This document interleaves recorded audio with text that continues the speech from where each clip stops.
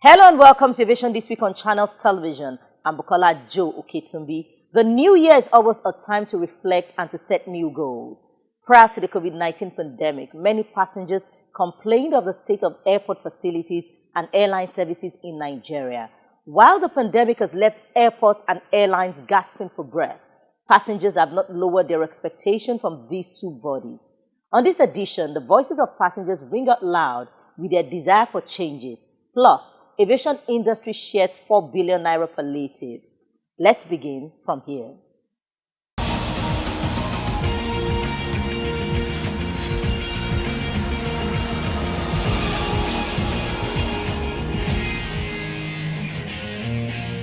In December 2020, the International Air Transport Association pleaded with governments to launch programs that stimulate demand for air travel and help the aviation industry recover from the coronavirus crisis beyond giving out bailouts and grants.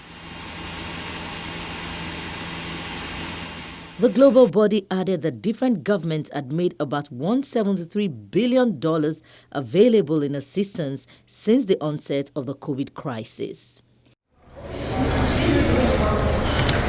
Here in Nigeria, it was first a debate on the bailout of the 4 billion naira proposed by the federal government on the one hand and the 50 billion naira proposed by the operators via the Senator Smart Adeyemi-led Senate Committee on Aviation. Aviation has also been factored in, and it would be, at the time, it was two kinds of help that will come from government, one of which was through the central bank.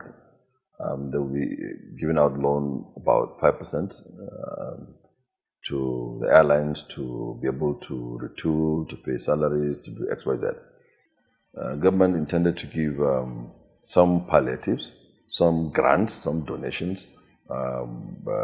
It's not going to be as robust as that one that is coming from central bank, and that should go to the airlines and all other aviation businesses, including our own parastatals, for example. NCA, NAMA, FAN, everything. Because we only make money when you fly, and you don't fly, so we don't make money. No IGR being made. As a matter of fact, we are spending more money to maintain our airports and maintain our operations. You know, so we're draining out. We got completely drained out to zero and going into negatives. So we thought that one government give out that palliatives. The federal government had announced in November it will give a 5 billion naira palliative to the industry with 4 billion naira for domestic airlines. The federal government has provided 4 billion naira for airlines and 1 billion naira for other businesses within the civil aviation. We are putting criteria for the disbursement of those funds, and once it is done, it will be transparently done. The Senate chairman on aviation had disagreed with the federal government over the 4 billion naira bailout approved for airline operators, saying this could lead them to cutting corners. You cannot afford to leave the airline operators on their own because they will want to be in business and struggle to make profit, and by extension, they'll be cutting corners. Some of them confessed to us, which they never did on the floor of the public hearing, that they have their goods at the port, that they couldn't claim them because of the charges. We must raise alarm. The alarm I'm raising today is that the airline operators are just managing.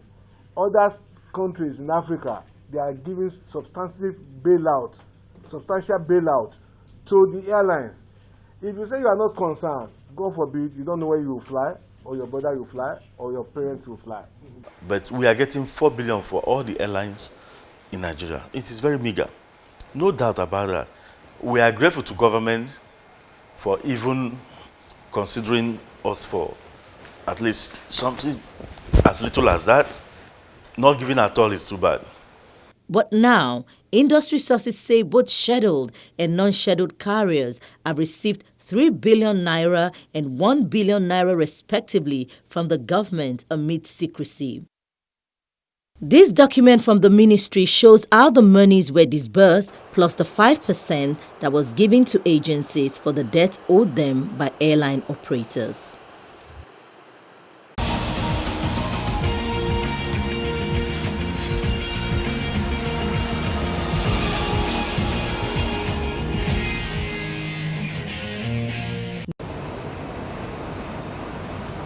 Airports are an essential part of the air transport system. They provide the entire infrastructure needed to enable passengers and freight to transfer from surface to air modes of transport and to allow airlines to take off and land. In the midst of the COVID-19 pandemic, airports have taken off new arrangements of social distance markings, temperature stands and sanitizing stations and glass barriers.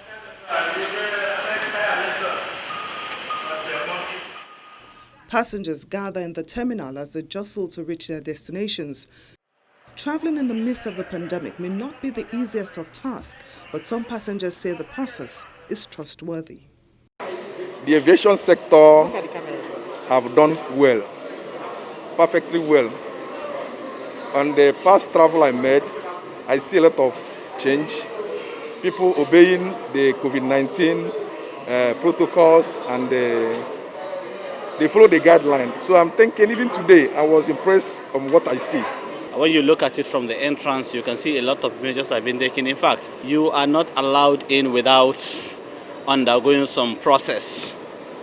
And the whole idea of this process is to mitigate the infection spreading all over the country. I think overall they're trying. Others say the pandemic has brought a lot of order to the airport environment.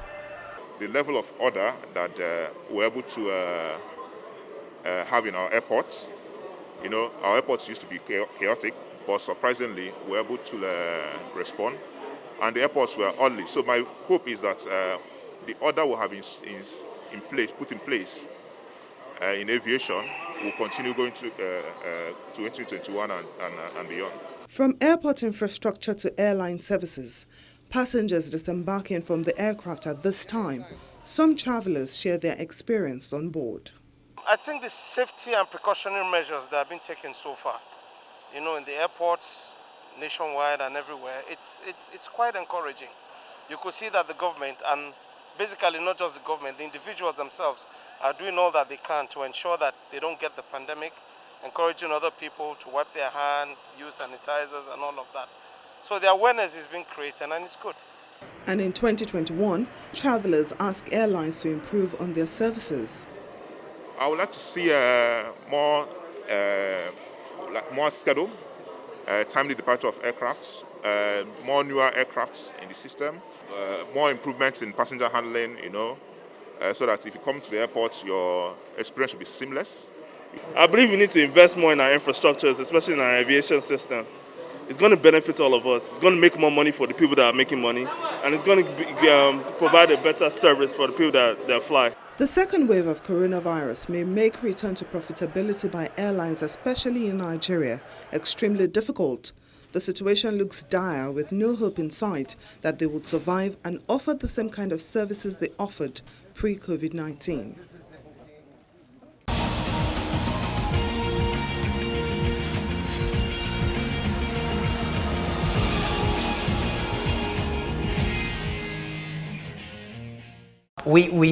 We were cautious. Most of the airlines were cautious in putting more airplanes on the market, meaning more seats, because we don't know how the passengers, how they will react to coming back from COVID-19.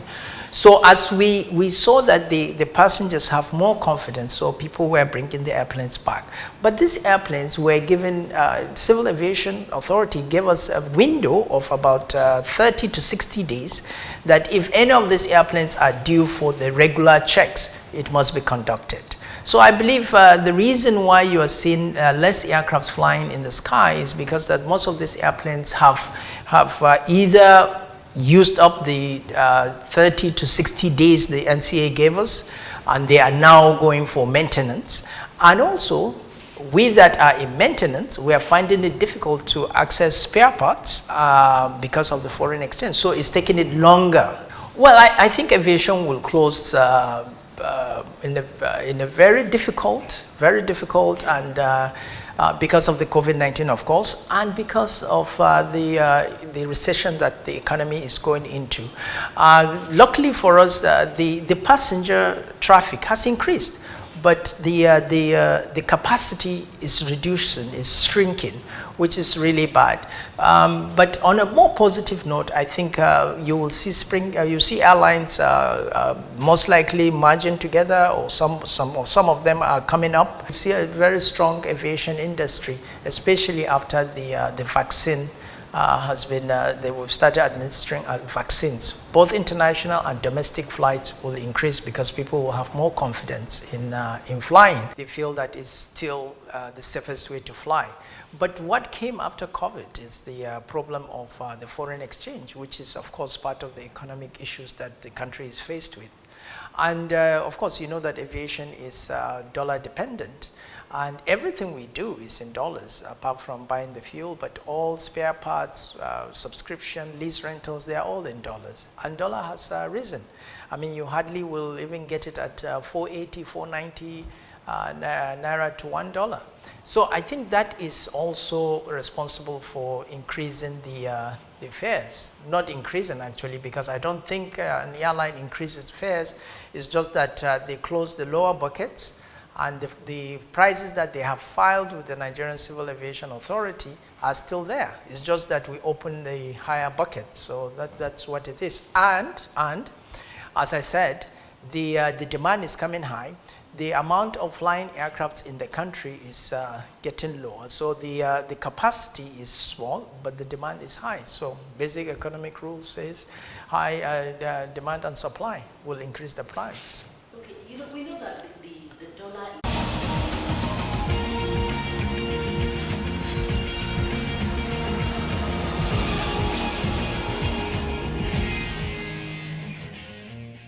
Retired aircraft line this tarmac, waiting to be dismantled.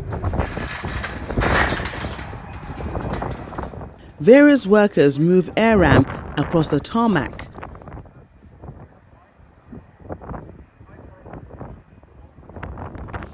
As COVID-19 grounds a large number of airline fleet, accelerated plane retirements is somewhat creating a room for profits for companies that thrive on dismantling and trade of aircraft parts.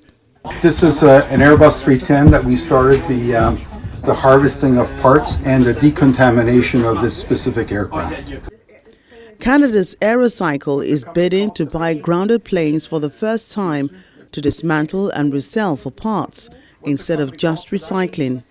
Behind there are bags, and what we're doing that's kind of special, that's why we just started doing it.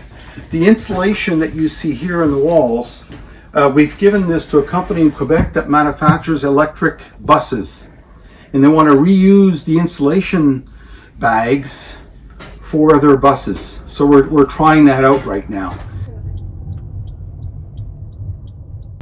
While companies involved in the trade see opportunities in parked planes, a sudden increase in the supply of used parts risks depressing prices in the estimated $3 billion a year industry.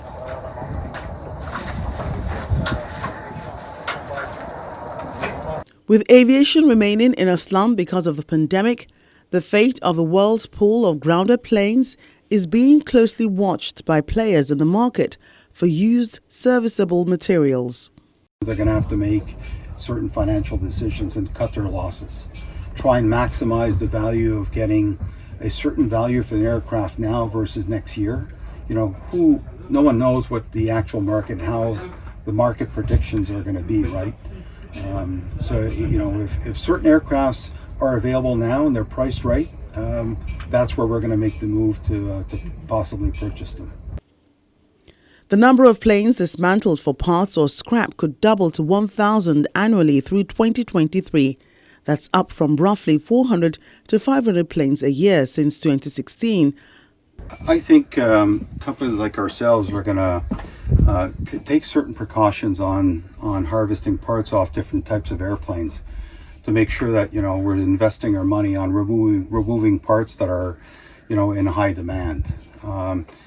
There's no rush for us to harvest parts off an aircraft. It could take a bit longer to make sure that our return on investment is a low risk. And if we need a part within 48 hours, we can get a part removed and AOG or shipped to whoever's requesting that part, right? So for us, it's more about being cautious on how we're harvesting parts off which aircraft. Versus before, it was a bit more open, so we would harvest more parts and keep them in inventory. Now, we're just gonna, again, make sure we measure our risks on removing what parts off what aircraft. Airplane recycling pertains to the process of harvesting parts and materials from end-of-life aircraft. As the airline industry looks to become more eco-friendly as well as to cut costs, one area of increasing interest is that of aircraft recycling. With 12,000 aircraft scheduled to be decommissioned over the next 2 decades, recycling will play a larger role.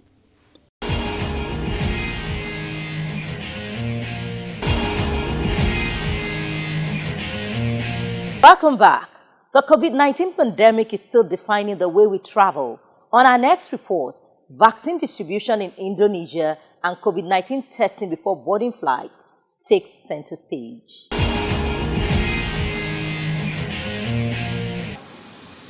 Vaccine distribution is still in the news as Indonesia's state-owned vaccine manufacturer, Bio Farma, begins distributing a vaccine developed by Chinese pharmaceutical company Sinovac across its 34 provinces. Bio Farma said the country has prepared some 10,000 medical facilities and over 40 port health offices to help distribute the Sinovac vaccine. All preparations have been made to ensure that the temperature of the entire cold chain transport process is maintained at between 2 and 8 degrees Celsius.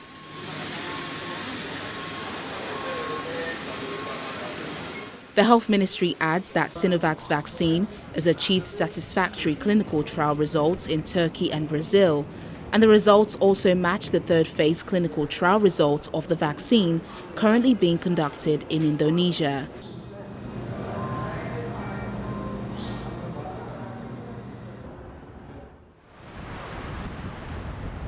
Now to Cuba, where all inbound travelers from January the 1st have to provide proof of a negative test before departure, in addition to current screening upon arrival.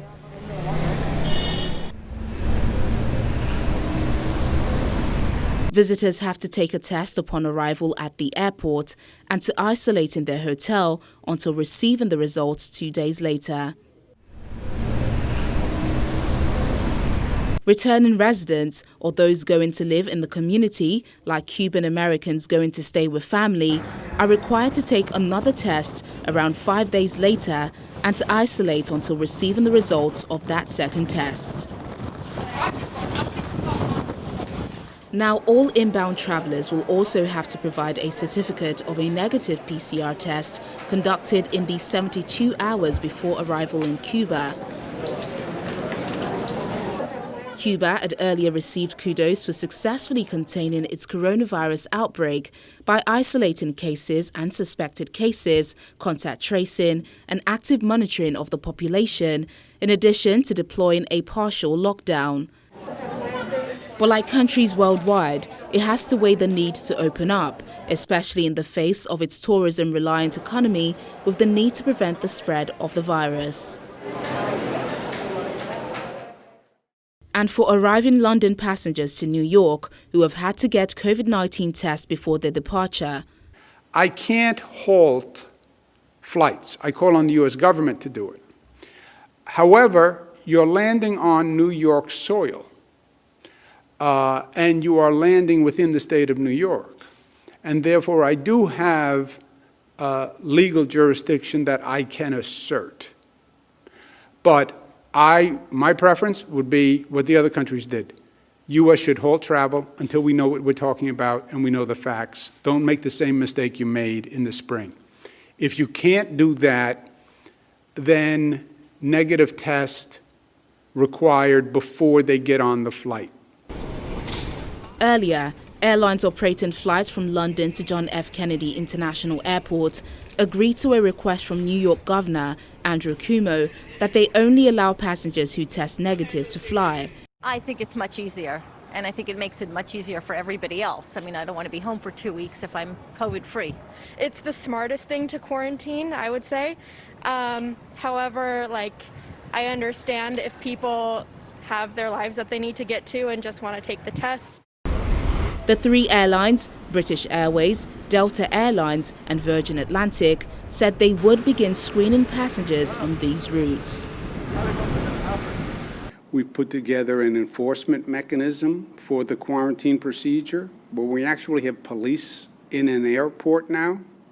You get off the plane, you have to fill out a form as to where you're going, so we can follow up on the quarantine.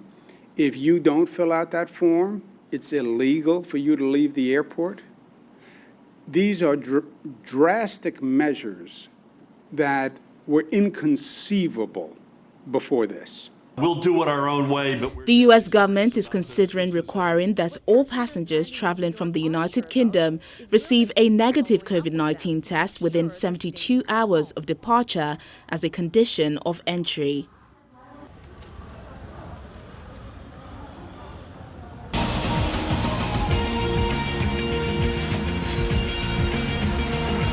On our final stretch, we'll bring you a feature where a former pilot now takes to selling food.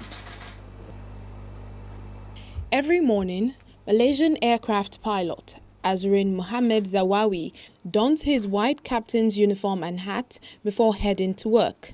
Not at the airport, but to a small noodle stall that he now runs in a suburb just outside the capital, Kuala Lumpur. His previous employer, Malindo Air, earlier this month announced that it had launched a retrenchment exercise affecting over 2,000 workers, including him. Deprived of a regular income, the father of four decided to start a food business a few weeks ago, selling Malaysian dishes at a small food stall that he has named Captain's Corner. I need some income because I was retrenched by my previous company, and I planned with my wife, what should I do? I need to do something. So when I asked my wife and my mother-in-law and my father also, they told me, why don't we go for food business? The business caught the attention of the Malaysian public after Azrin was photographed wearing his captain's uniform under a red apron, an image that quickly went viral on social media. And after everything completed, and I told my wife, why don't you take my picture and we just post it in the Facebook to show to our friends that this will be my last wearing the pilot uniform. So okay, and then after I took a few pictures and we posted inside our Facebook, WhatsApp group, and we are shocked because it went viral very fast. Still, customers say the business venture is more than just a gimmick. The main thing is the food must be good. The main thing is the food must be good. It's not enough for the business to go viral. The food has to be good. I've eaten here twice. The first time, I brought my wife, and now I bring my friends. For the price, it is suitable and the food tastes good. Azrin says he hopes his experience can inspire others affected by the pandemic to seek out new sources of income. Embrace the challenge and never give up, and always look forward. Do not look backward, always go forward. It's like flying the aircraft, we always move forward. Same goes to any other occupation. When you go for your first job, you start from zero, and then we need to learn until where you are now. Although he's no longer flying, he believes nothing can hold him back, not even a global pandemic. That's our program for this week. Thank you so much for watching. Happy New Year. Abukola Jo Oketunbi.